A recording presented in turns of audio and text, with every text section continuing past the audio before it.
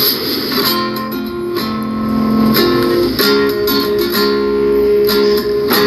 y volumen,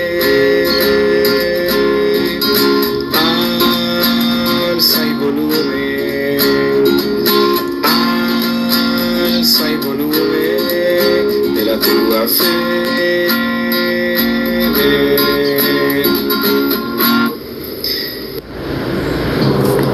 Bienvenidos a su canal donde meditamos y reflexionamos el Evangelio cotidiano a través de la óptica de la tradición y el magisterio de la Santa Iglesia Católica, la única iglesia que porta las llaves del reino de los cielos. Lo que ates en la tierra quedará atado en el cielo, lo que desates en la tierra quedará desatado en el cielo. Bienvenidos. Vamos hoy a observar el Evangelio de Mateo, capítulo 13, versículos 1 al 9. Vamos a quedarnos con la fracción novena porque, pues, como todo el Evangelio es interesantísimo, esta fracción tiene algo muy particular, que lo iremos desarrollando poco a poco a lo largo de esta reflexión de este Evangelio del día de hoy. Dice de esta forma: quien tiene oídos que oiga, palabra del Señor, gloria a ti, Señor Jesús. Es interesante porque acordémonos que Mateo nos está hablando de la parábola del sembrador, y gracias a otros escritos apócrifos, inclusive también evangelistas, pero también los famosos pseudos en cuanto a los pronombres que utilizan ciertos apóstoles, también inclusive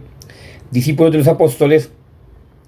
nos hacen un acercamiento muy profundo con respecto a la parábola del sembrador, que dentro de la misma tradición de la iglesia y a la misma luz de la tradición de la iglesia, esta parábola del sembrador, como dicen los santos padres en cuanto a totalidad de la patrística, nos acercan precisamente al contexto de lo que tiene que ver el sembrador relacionado con nuestro Señor Jesucristo y la relación tan intrínseca que se entiende en cuanto a creador y criatura, en cuanto a el hacedor de todas las cosas y en cuanto al que ha hecho posible que nosotros existamos. Ya teniendo en cuenta esto, para no caer en confusión y para no caer en las famosas herejías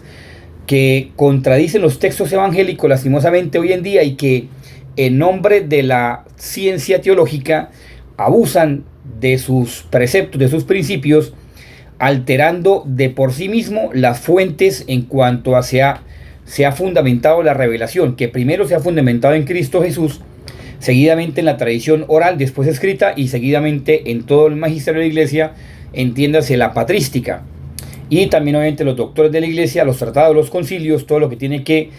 ver con toda la manifestación de la sabiduría que Cristo ha expuesto en su Santa Iglesia Católica.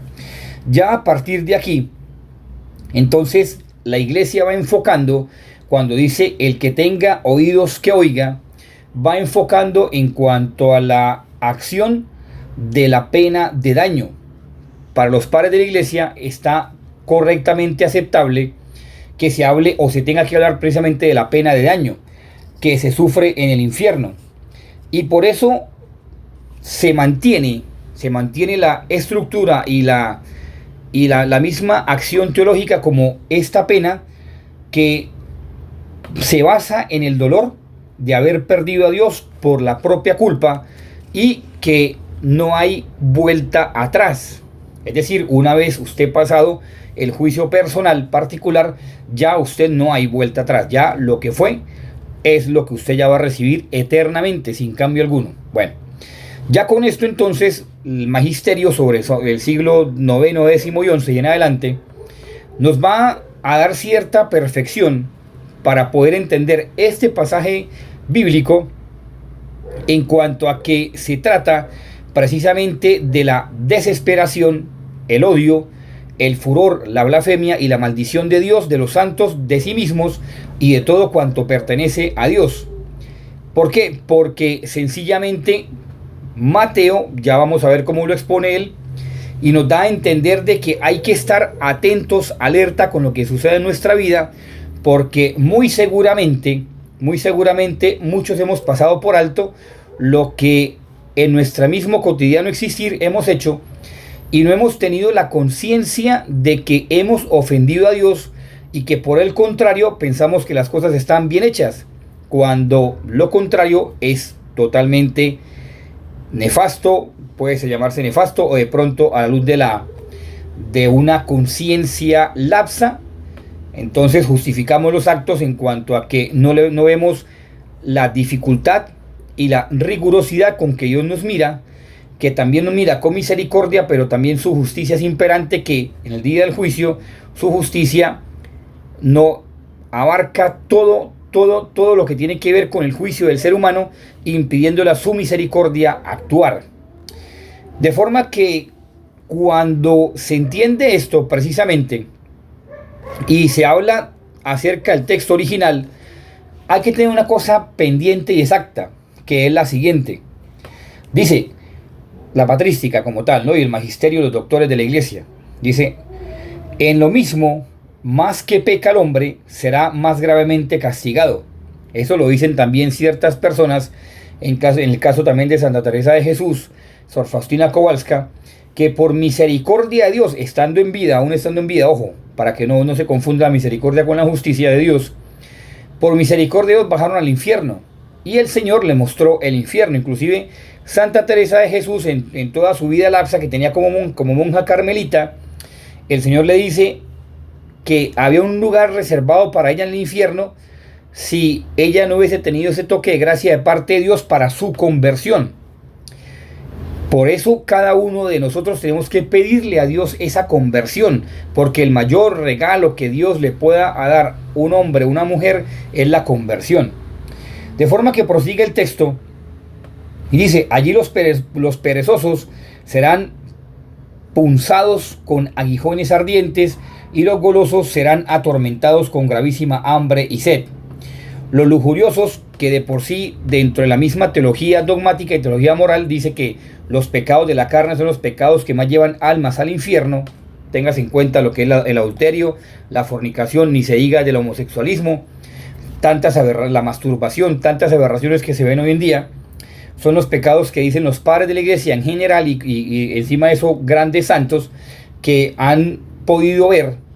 el castigo tan riguroso que Dios les da, en cuanto a que este pecado es de los que más lleva almas al infierno, en tanto que el hombre es templo del Espíritu Santo. Tan solo con una mirada, con una palabra que usted diga y refiera a otra persona que no tenga un vínculo afectivo conyugal con usted, ya usted podría estar entrando en pecado mortal. Hoy hay una conciencia muy lapsa con respecto a eso, que permite relaciones interpersonales basadas en la acción tan fraudulenta como es el adulterio, o como es la fornicación, o como es el homosexualismo, en fin, un cúmulo de cosas que no viene al caso nombrar. Pero sí, los padres de la iglesia continúan, dicen, y los doctores, dice, allí los lujuriosos y amadores de deleites, dice así, serán rociados con ardiente pez, es decir, serán fumigados con el fuego del infierno, de forma que oliendo a hediondo, azufre, y los envidiosos aullarán de dolor como rabiosos perros. Dice, no, la patrística dice esto en general, dice, no hay vicio que no tenga su propio tormento. Allí los soberbios estarán llenos de confusión, y los avarientos serán oprimidos con miserable necesidad. Allí será más mire lo que dice la patrística, es un sentir de la patrística. Allí será más grave pasar una hora de pena que aquí 100 años de penitencias amargas. O sea, nada más dimensione lo que afirma la patrística, que es verdad de fe. Eso es tomado de los dogmas de fe, ojo, de la dogmática, que a su vez dice, allí no hay sosiego ni consolación para los condenados, mas aquí en este mundo cesan algunas veces los trabajos y se goza del consuelo de los amigos. Ten ahora cuidado y dolor de tus pecados, para que en el día del juicio estés seguro con los bienaventurados. Es una frase bellísima de la patrística que les voy a repetir. Dice, ten cuidado y dolor de tus pecados, para que en el día del juicio estés seguro con los bienaventurados. Es un tratado de dogmática en cuanto a la acción de la pena de daño, porque este texto lo refiere la patrística de una forma tan sencilla con respecto al Evangelio de Mateo, que Mateo, volvemos a repetir, él escribe su Evangelio en arameo, Que los copistas lo pasan al griego, sí, claro está, por la necesidad del ambiente y del entorno en ese instante. Pero que cuando se toca desde el arameo, propiamente Galileo, y lo que él nos está hablando, nos está expresando, nos está diciendo, resulta ser un poco más complejo la traducción. Vuelvo y explico, para que no haya dudas, porque el arameo y el hebreo son lenguas demasiadamente simples. Simples que si usted no está acatando lo que está diciendo tan solo siquiera una letra, con sus ciertos acercamientos o sus ciertos giros, pues es difícil coger el hilo conductor, porque se puede perder el panorama de lo que está diciendo el texto, y resulta que si usted puede decir que el cielo es azul, termina diciendo azul es el cielo, y son dos cosas distintas. Son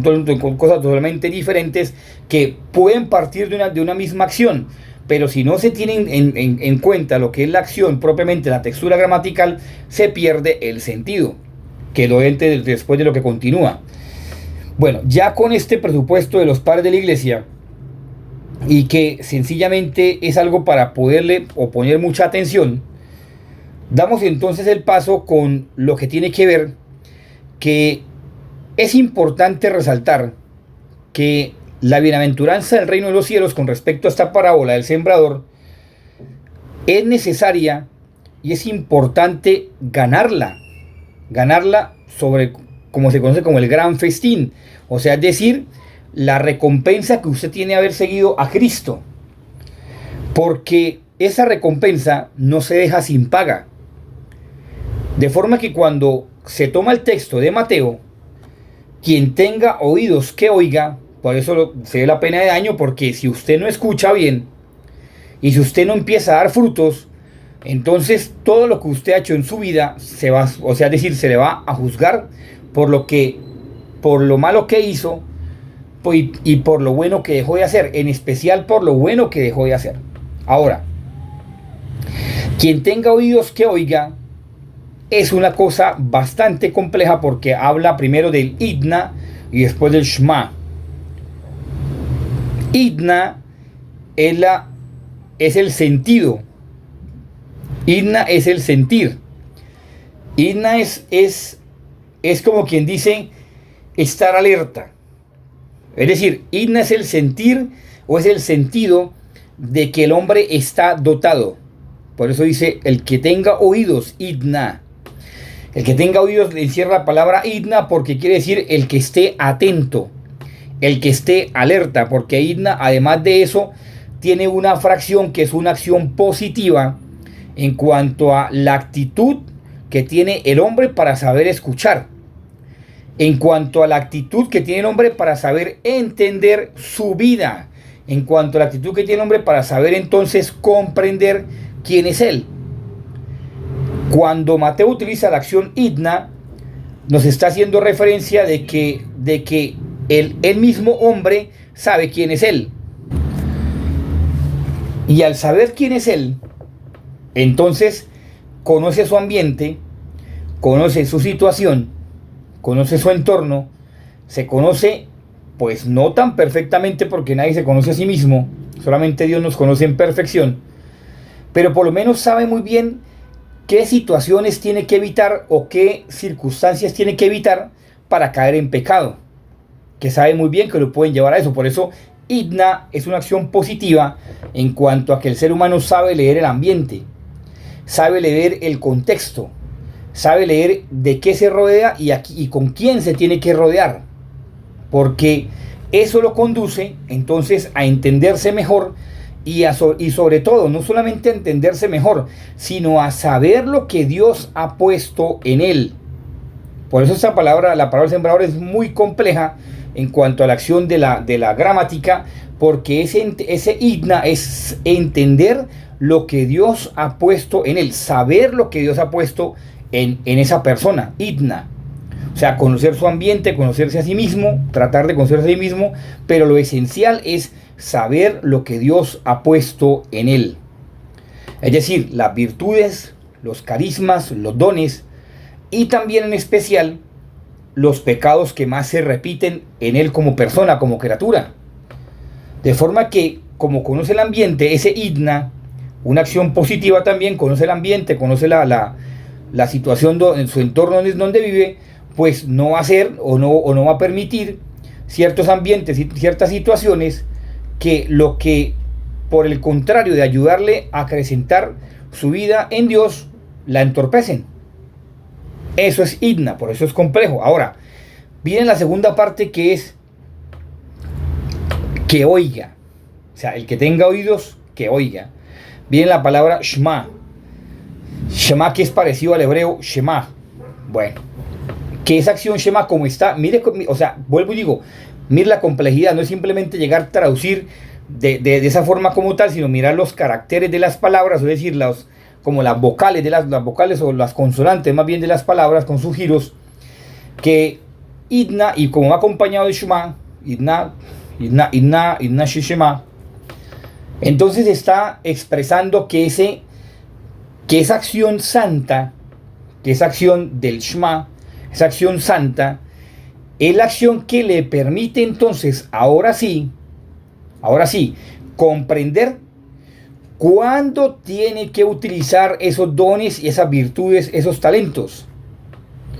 Mientras que en la primera le dice el idna, saber lo que Dios ha puesto, saber quién es usted, saber en qué entorno se mueve y saber dónde está usted parado. La segunda entonces le permite reconocer la voz de Dios, para que entonces, reconociendo la voz de Dios, esa acción santa de Dios en su vida, usted aplique lo que Dios le ha regalado. Porque ahí sí, la teología espiritual ha hecho unos grandes tratados con respecto a la acción de poner los carismas, las virtudes, trabajarlas para Dios. Y resulta que muchas personas se equivocan tratando de colaborar, de hacer las cosas pues supuestamente bien, y resulta que Dios no ha querido que él actúe con sus dones, virtudes en ese ambiente, porque entonces el hombre le falta conocerse y le falta entonces leer el ambiente para que entonces aplique como Dios quiere, lo que Dios quiere y cuando Dios lo quiere. De forma que es importante entonces entender esto, porque si usted entiende esto, ya por lo menos ha ganado un 80% de su crecimiento en la vida espiritual. Pues no puedo medirlo con cosas estadísticas ni porcentajes, pero por lo menos ya ha avanzado mucho en su vida espiritual. Porque los grandes tratados o los grandes doctores en teología espiritual y los grandes santos que han sido teólogos espirituales, como por ejemplo San Ignacio de Loyola, Santa Teresa de Jesús, San Juan el Carmelita, San Juan de la Cruz, y tantos santos doctores de la vida espiritual, que Dios les ha manifestado cómo es el actuar, cómo es su interacción con Dios, han entendido esto. De forma que ellos no están actuando constantemente. Primero, lo esencial, conocer su estado de vida, conocer el estado de vida que usted escogió o que Dios le puso. Porque ahí viene el primer tropiezo. Saber de que si Dios lo cogió para eso, bendito sea el Señor. Si ya usted vivió un estado de vida que no era el que Dios quería, por lo menos repare por lo menos, porque si bien es cierto que Dios es misericordioso, Dios también es justo. De forma que Dios, claro, permite el error porque somos humanos, pero entonces también le va a exigir con más rigurosidad que primero no escuchó la voz de Dios y seguidamente, entonces, ¿cómo usted entonces trató de reparar el no saber escuchar la voz de Dios en medio de tantas cosas? Porque, en fin, muchas cosas que no vienen al caso y que siempre uno se demoraría bastante en explicar, más o menos 1 o 2 horas en explicando esos tratados de teología espiritual. También a la luz de la dogmática, ¿no? Ojo, a la luz de la dogmática. Bueno, de forma que ya uno entendiendo esta manera de vivir la acción teológica en la vida cotidiana de cada uno de nosotros, entonces uno va entendiendo, o va conociendo, o va discerniendo, como dice la teoría espiritual, que el ambiente donde uno se mueve es esencial. Que el ambiente donde usted se mueve es importantísimo para usted vivir conforme a lo que Dios quiere. Y es importantísimo para entonces dar fruto. Porque si usted no conoce el ambiente donde usted está y donde usted vive, pues es muy difícil que entonces usted aplique lo que Dios le ha regalado para que entonces usted dé fruto. Ahora sí usted entiende. Ahora sí voy a decir, ahora sí uno empieza a comprender cómo entonces uno tiene que analizar el ambiente donde uno se mueve, el entorno, para que entonces uno vaya aplicando en la medida que Dios lo permite. Es como quien dice, como si dice, usted, Dios le esté hablando, dice, vea, quiero que actúe aquí, quiero que esté aquí, quiero que trabaje aquí, quiero que haga esto, con los dones que Dios le dio, ¿verdad? San Agustín siempre dice que Dios coloca el deseo en el corazón del hombre para que el hombre responda, sabiendo que Dios le ha regalado esos dones para que él los ejerza, los ponga en ese ambiente, en esa circunstancia, en esa situación donde Dios lo ha colocado. Bueno, ya con este concepto bajo la teología espiritual, ya para ir finalizando, tenemos entonces que pedirle a la Santísima Virgen María que nos ayude a entender el ambiente donde vivimos, que así como ella cuando se le presentó el ángel y le mostró lo que tenía que hoy es decir, lo que Dios le pedía que ella hiciera, y ella pues de buena voluntad y sometida siempre a la voluntad de Dios dijo sí, pues que ella también nos ayude a decirle a Dios que sí cuando Él quiera que nosotros actuemos, y en dónde quiere que actuemos y para cuándo quiere que actuemos, ya que ella nos cubra con su manto maternal de amor entre su inmaculado corazón y nos enseña a responder de forma generosa a lo que Dios quiere en nuestras vidas, en el momento, en la circunstancia y en el instante donde Dios lo quiere. Porque no hay cosa que usted pecar por ignorancia, porque usted pecando por ignorancia se puede condenar. También lo dice la patrística, y también en labios de San Agustín y otros padres de la iglesia: el que ignorantemente peca, ignorantemente se condena. Bueno, pidamos entonces a la Virgen María que nos cubra con su manto maternal amor, la Virgencita María nos lleve entre su inmaculado corazón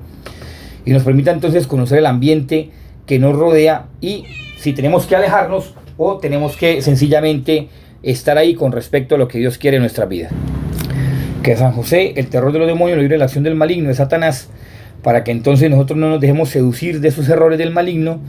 pensando que Dios nos habla y Dios quiere una cosa cuando en realidad no la quiere,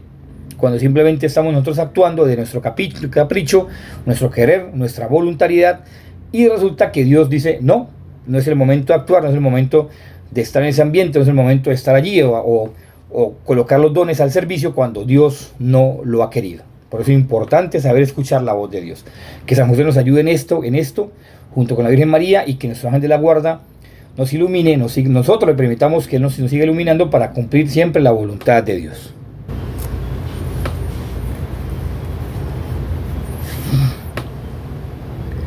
Si fue de tu agrado esta reflexión del Evangelio, esta meditación, te invito a que te escribas o te suscribas a este canal, alza el volumen de la tuya Fede, o que también le compartas a tus seres queridos, a tus amigos, este canal para que ellos también se suscriban. Muchísimas gracias. Si deseas apoyar esta obra de evangelización, primeramente con tu oración, y seguidamente si deseas también hacer una donación económica o una ofrenda económica, aquí están estas dos plataformas en Colombia y el número donde lo puedes hacer. O si también vives aquí en Colombia o deseas hacerlo a través de esa cuenta de ahorros de la vivienda,